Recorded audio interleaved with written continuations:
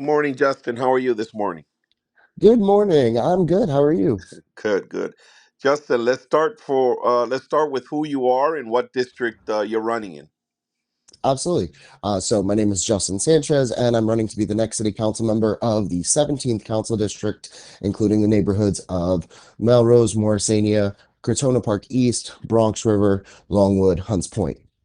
Justin, talk about what qualifies you to be the council member in the district. Give us some of your background. So I mean, there are a lot of things that people can say qualify certain folks. If we're talking about resumes, I started working in government when I was in high school as an intern for a local state senator covering Hunts Point back in 2007 as a high school sophomore at Bronx Science. And then I was able to work after college. I was able to work as a constituent services liaison for the district I am running to represent. Then I got picked up by the borough president and started off as a community board liaison there. Then earned two merit promotions, first being the deputy director of external affairs, then the director of external affairs, before becoming the chief of staff to then Assembly Member Fernandez and now State Senator Nathalia Fernandez, Justin, while also working for the Democratic Party. talk about what elected officials. Who did you work for in the South Bronx in the state senate, and give us the names. Great. So my first one, my first ever was State Senator Jeff Klein. Okay. Then I worked for, but that was a campaign internship. So my Mhm. first actual job in government was with the council member Rafael Salamanca. Oh, And interesting. then I worked for Borough President Ruben Diaz Jr., and then State Senator Natalia Fernandez. Did you grow up in the district?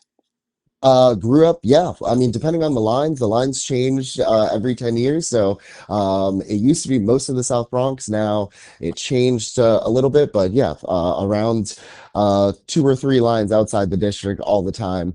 But yeah, always on 1569 Bruckner, overlooking the Bruckner. That's how I learned what I know about life. Justin, what endorsements? Can you run off your list of supporters and endorsements? Yes. There's a lot, but it creates an entire, a unified front from Congresswoman Alexandria Ocasio-Cortez to Congressmember Richie Torres, our borough president Vanessa L. Gibson, our state senators Luis Sepulveda and Natalia Fernandez. All of the unions from RWDSU, DC 37, 32BJ, HTC, NISNA. There are so many, but that's the main bulk. So we have all the unions, our labor support, we have our elected support. And yeah, Justin, how much money have you raised so far? so we have raised, as of this last filing on Thursday, we have raised around 270,000, including our matching funds. Now, talk about who have you hired in terms of running your campaign, consultants, field campaign manager. Awesome. Yeah. So my entire campaign, 99% of them are right here from the Bronx, from our district. So my campaign manager, his name is Saif Lashaw. He is a director at a nonprofit, born and raised right here on Cortland Ave. And he is my campaign manager. My deputy campaign manager, her name is Abigail Melendez. She is from the Bronx, Matanzas Houses, and then went to high school at Bronx Letters right here in our district. And she has been working for the state senate and used to run all of the races for the DSEC. And now she's back trying to make some change for our local neighborhood. And then all of my field staff, they're all right here from the Bronx, from either Bronx River. What we've done is a huge training and intern program where we've been hiring local students from high school, colleges, post college, and just teaching them how to run campaigns, how to knock doors, understanding field, understanding different programs. Because at the end of the day, yes, this is our campaign right now, but there will be a future in which, the next generation has to rise. And so you need to start early in making sure that as you are rising, you're bringing the next generation along with you. Justin, talk about what are you hearing on the ground when you knock on doors, when you do retail politics, when you do visibility. What do you hear from the constituents? What are their main concerns? What are the issues you keep hearing over and over? Absolutely. So, when we first started this race last year, you know, we started knocking on doors just to do uh, an understanding of the district. So we'd knock on doors and ask, what issues are important to you? And that is how we have come up with our main three issues that we talk about on a daily basis, all around four simple words: cleaning the damn streets. That is what folks are talking about. They're talking about the fact that there are no trash cans on their street corners, that folks have no place to put their trash, that our trees are trash pits. Two, that, city government is just not working for us. So how do we make sure that that we're getting the services and providing the services that are actually needed? Two is tackling the opioid crisis. We see folks every single day on our streets dealing with a crippling opioid addiction, and making sure that we're getting folks off of the streets into the actual long-term care that they need to be on a pathway towards recovery. And three, fighting for our kids, fighting for our futures. Just the other day, right here in the district, a young woman, 16 years old, riding a scooter next to school, gets fatally struck, and now by another kid. And parents and community members are rightfully upset and rightfully angry. They want to know how we're going to get kids off of the streets, back into the classrooms, but also doing things to help our parents, our grandparents, like free universal after school programs, free weekend programs like I had back in the day, growing up, learning how to play sports in the parks. So it's really finding ways to bridge community together, build community together. And that's why we're so proud of the campaign that we have built, the endorsements that we have earned, because it literally comes directly from community and listening directly from community. I think a lot of the times we enter spaces and electeds enter spaces telling community what they need rather than just taking the time to listen to community and then offering solutions and opportunities for folks to actually get the help that they want. Justin, are you involved? Are you cross endorsing anyone up the ticket? Meaning Bronx Borough President, Assembly, Council, any cross endorsements? I am not an elected, so I don't think it is a right position for me to endorse anyone. I'm here seeking endorsements myself. I think it's a little crazy to then go around and then offering your support when the community has not yet spoken and elected you yet. So I'm going to sit back and make sure that I'm dealing with my race first, and then in the future be able to get into the endorsement tango. Justin, any let's say conceivably you are elected, are you interested in any particular committees in the city council where you think you could Absolutely. bring the most resources to your district? Absolutely. So, the when I first started this race, I was thinking about the committees that I wanted to sit on, uh, where I can bring the most help. And at first, I was thinking about culture, libraries, and international intergroup development. We have amazing places in our district, like the Bronx Music Hall, Casita Maria, that just threw their massive culture and arts festival this past weekend. That was awesome.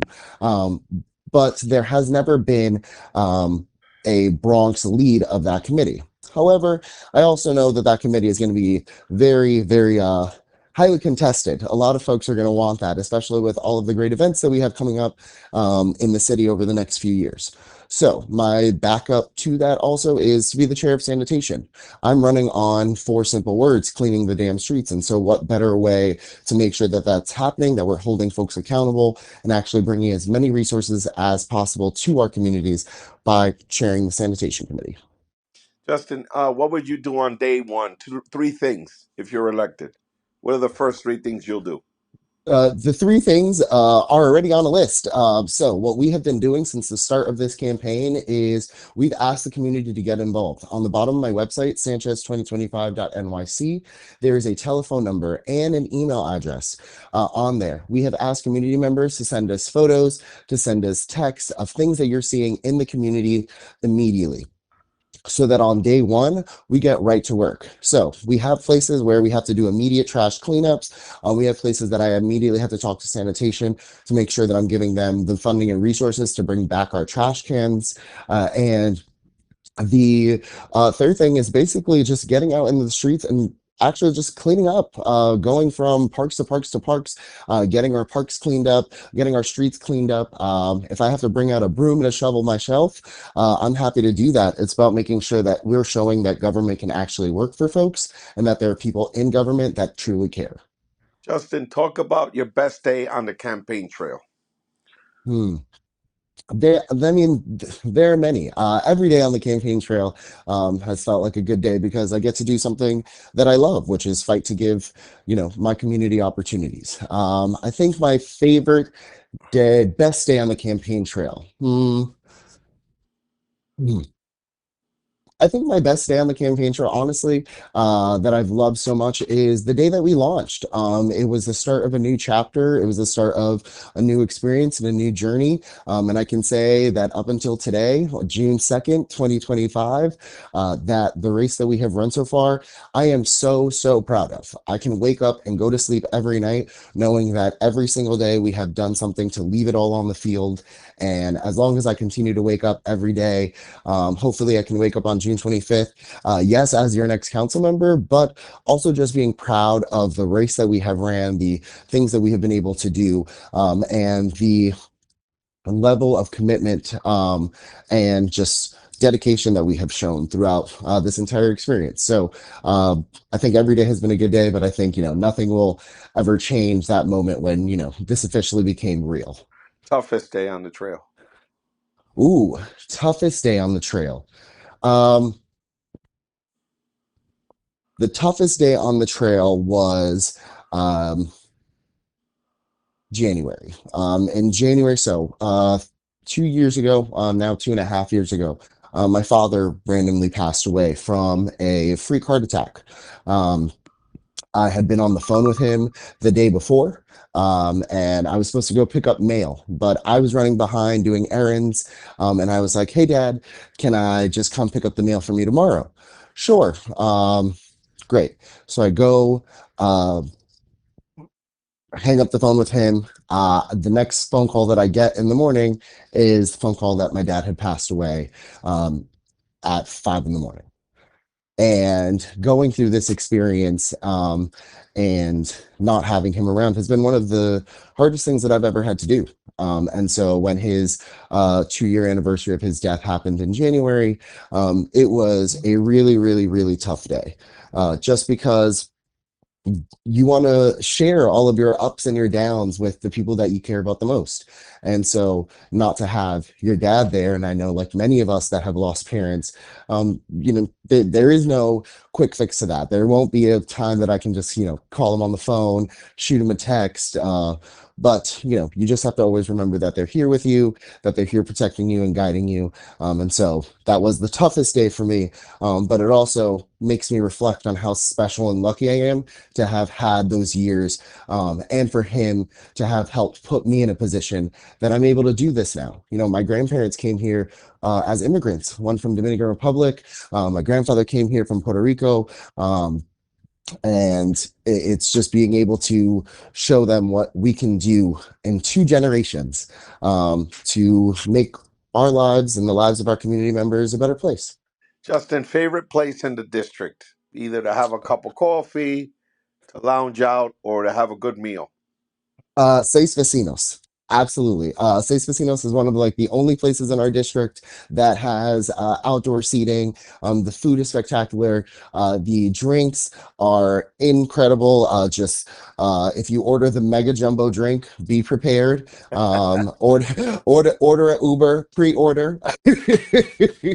But I absolutely love it. And one of the things that I want to do is bring more restaurants to our district. We don't have a single Thai place. We don't have a single ramen spot. We don't have all of these different things that make New York City so great right here in our district when we have the Hunts Point Produce Market that serves the entire Eastern Seaboard. We should be a restaurant mecca. We should be able to help our small businesses. We should also be able to help our families that want to try and open a small business. Think about how many meals that you've had by your friend's grandparents or your friend's tia, or your friend's uncle that are just bomb, but they don't have the monies to put together to open up their little restaurant or their little food truck. That's where we as government officials should be coming in and helping our folks, getting those opportunities, finding places that folks can open these restaurants, do different things, and really help, bring our community up and together while also having awesome food. Justin, what's the most influential book you've ever read? It's shaped you in terms of what your thought process and your life. Um, And one of we'll the most wrap with that. one of the most influential books I've ever read. That is so good. And that's really funny that you say that because I have a massive library that I'm looking at right now as I'm speaking to you. Um, I think one of the most influential books I've ever read, and something that I love is it's called The Victory Lab. By let me make sure I say it, Sasha Eisenberg. So The Victory Lab is this book that talks about essentially how Obama won the 2008 campaign, and talking about all the ways. Actually, yes, love that book, but that is not the most influential book I read. I am lying to you. The most influential book I read is Dark Money by Jane Mayer. Um, I've taught a class on this at my high school at Bronx Science. I recommend it to anyone and everyone that wants to understand what's happening in politics and government. Dark Money by Jane Mayer is this book that basically goes into how these billionaires, these super wealthy folks have helped with the increase of far right radicalism and understanding, what they have been doing ever since Obama was elected. In 2008, they were like, whoa, whoa, whoa, whoa. And since then, there has been a concerted effort by the wealthiest and most well connected of us to basically take over our government in a shape that helps them. And Dark Money by Jane Mayer just opens the doors and lets people in and see what's actually happening behind the curtain. So if you have the time, highly recommend Dark Money, Jane Mayer. Thank you, Justin, for your time and best of luck to you. And I appreciate you taking the time to talk to me. All the best. Have a great day. Absolutely. Thank you so much. You have a good one.